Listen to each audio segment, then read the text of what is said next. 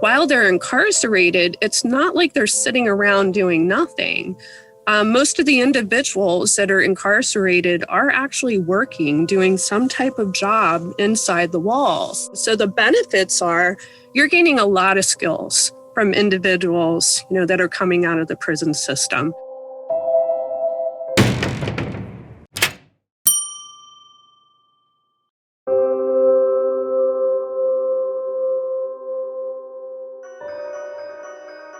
Welcome to the Covation Center and the From Bars to Business series. This series focuses on the challenges of reentry for the justice involved and how businesses can benefit from hiring them and make a positive difference in their lives. This podcast is funded through a grant from the First Community Foundation Partnership of Pennsylvania. This is episode 1 of our From Bars to Business series. There, but for the grace of God, go I.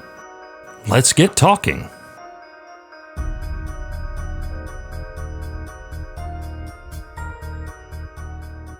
I'm really excited. This is, I think, our first episode for our Bars to Business podcast, and I'm able to sit here with Theresa Kohler, right? It's Kohler. Am I saying it right? You are.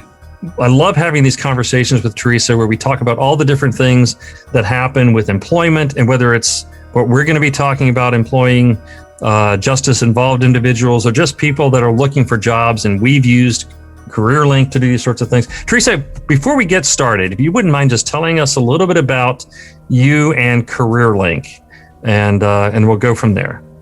Okay. Well, as Steve said, my name is Theresa Kohler. I am the business consultant for both Lycoming and Clinton County, Pennsylvania CareerLinks. So my specific job is to work with employers and help them overcome any challenges that they're facing. And right now, of course, the big one is workforce. And provide resources for them and opportunities so they can grow as an employer. Great, thank you. Now, as we start this whole series talking about justice involved and talking about how we want to encourage businesses to consider a labor pool that they normally wouldn't consider, I'd like to go back a little bit. Can you help set the stage? What was the labor market like before COVID, if we can remember before COVID? Oh, I can certainly remember. The labor market was tough. Unemployment was very low. We were looking at about 3% unemployment rate before COVID hit, and everything was shut down March 16. So it was very tough then. And a lot of what CareerLink was looking to do with employers or work with employers on was long-term strategic planning on pipelines of talent and, of course, retention in the workforce. So, we were starting to work with them on how they could develop those new pipelines, linking out to middle schools, high schools, to reentry programs, to our A4TD program, which is a mature workforce, OVR, veterans programs, and so forth. So those initial outreaches were starting because of the unemployment rate. And then, of course, COVID hit. Yes, you mentioned the historic low unemployment prior to COVID, prior to March 16th, you said? March 16th at 4:00, we got shut down. Oh, there we go. A day and time that's etched in your memory. We were having this conversation earlier. So in January, February, actually, we started talking about this in October of 2019, the idea of working and encouraging businesses to consider and to look at this potential pool of employees that they normally would discount. If they check the box, they throw out the resume, regardless of what else is on there.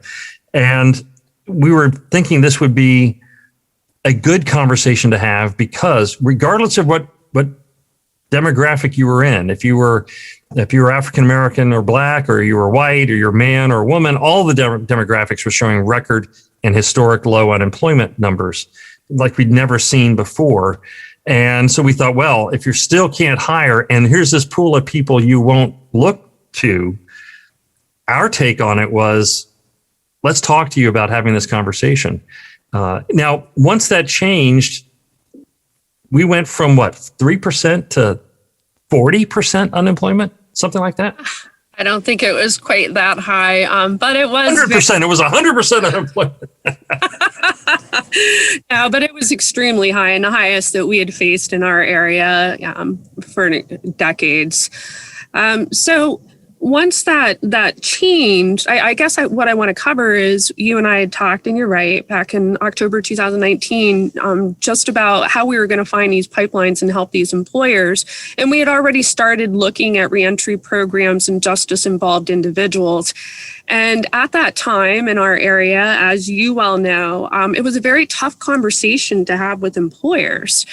And, there were a lot of concerns and trying to alleviate those concerns by talking about programs and services and the benefits, it seemed to not be sinking through to the employers as well as what it did once COVID hit. So once COVID hit, it seems like, we have this high unemployment rate, and so it shouldn't be too tough to find employees. But we found that not to be the case. People were very fearful of COVID, and they didn't understand, I guess, basically, how can I contract this, or what would this be like in the workforce, or I have family members, I don't want to expose this to them. So there was that fear of actually going into the workplace. And of course, some of the guidelines from CDC had changed, and employers were really struggling, to ensure that they could offer that safe environment. The other aspect of that was we saw with the unemployment, new categories of unemployment. Typical people that would not have received unemployment in the past were now able to receive unemployment. And that also caused some issues with getting people back into the workforce at that point because they were general contractors, servers, bartenders, a variety, a wide gamut of individuals that normally wouldn't have received unemployment. In addition to that, as we all know, there was an extra amount of money on top of their benefit that they were receiving. And that extra money, helped them, of course, through this time, which was wonderful. But in our area, the cost of living is not very high. And in rural PA, the extra $600 a week in benefits on top of their regular benefit, caused a lot of individuals to earn more than what they were in their workplace at that point in time. So it was a struggle for employers because they were having a difficult time getting people back to work. And then, of course, on top of that, being off for COVID reasons and bringing them back, not understanding how all the laws and regulations were working at that point in time. So, that's been the struggle for employers through COVID. They're still struggling, as we well know. I can tell you that as of February 2021, our unemployment rate in Central Region, which includes Lake Cumming County, is only 6.9%, probably a lot lower than what most people think. So in Pennsylvania right now, the unemployment rate is 7.3. So we're actually lower than the Pennsylvania rate, but we're slight bit higher than the rate throughout the United States, which is 6.6% unemployment, again, as of February.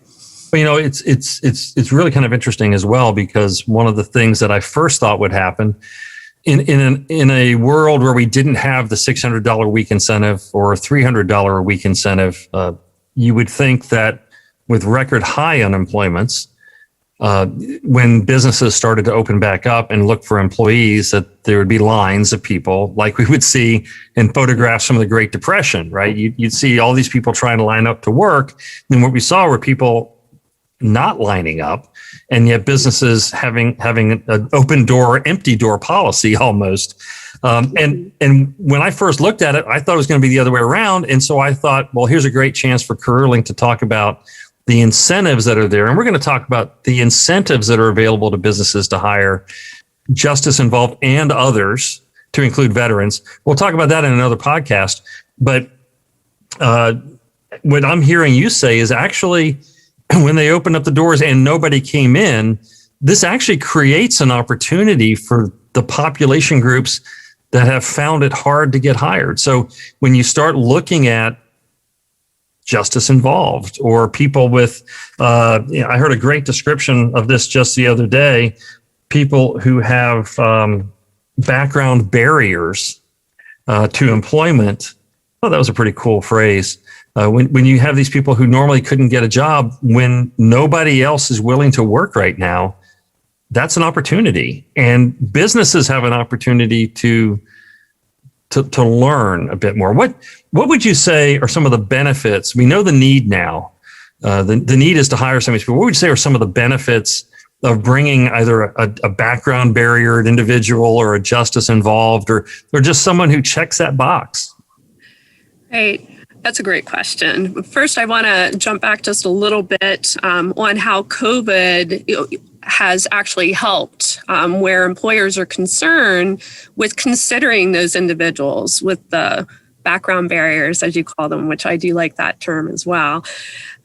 Because you and I both know with working with businesses, as we spoke about before, that it was more difficult at that time to get them to take a look beyond that check mark on that application form. But with COVID, after several months of realizing that they weren't getting the candidates through the door, businesses started to understand we need to take a deeper look at this. What is it? What is our stance where justice involved individuals are concerned, and why is this our stance? So a lot of what you're working with companies on and I'm working with companies on is really understanding that so that they have a new talent pool. So how do we do that? Well, we discuss the number of individuals coming out of prisons right now and that are on probation and parole. And we look at the fact that, while they're incarcerated, it's not like they're sitting around doing nothing.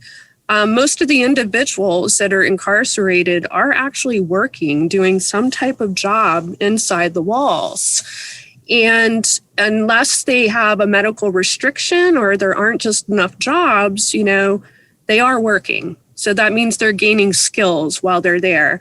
And we all know, the busier you are, the less likely you are to get in trouble. So, working within the prison, they realize that and they try to keep individuals involved, and they are doing everything under the sun. So the benefits are you're gaining a lot of skills from individuals, that are coming out of the prison system. They are the ones that are actually doing most of the work inside the prison. So the staff, they monitor, they watch, they teach, but the offenders are the ones actually doing the work. So you have the benefit that they have these skills, even though they may not be credentialed, they have skills. In addition to that, they're coming out, and part of their parole is that they must work. They must find work. They have to pay their fines. They have to be contributing to society. So they need that job.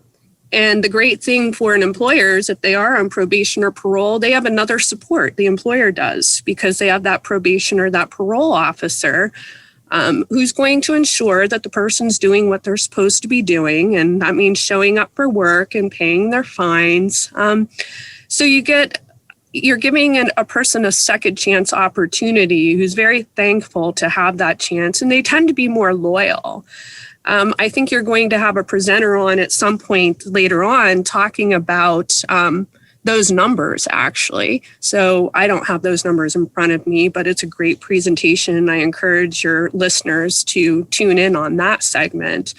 But they're astounding. They're terrific numbers. And if you're looking at retention, keeping those employees long term, then this is an avenue that you really want to look at.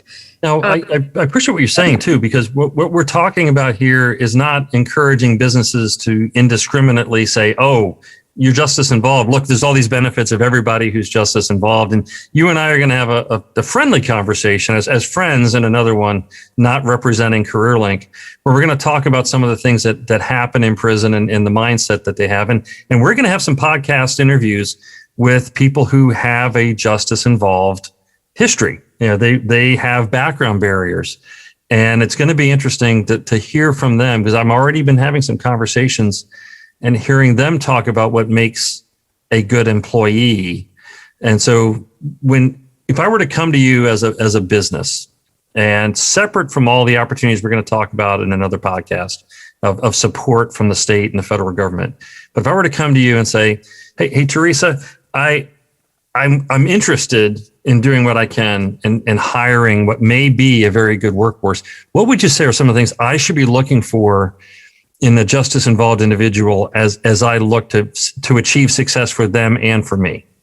Well, definitely how they speak about the opportunity. Have they done the research into your company to show that they're interested?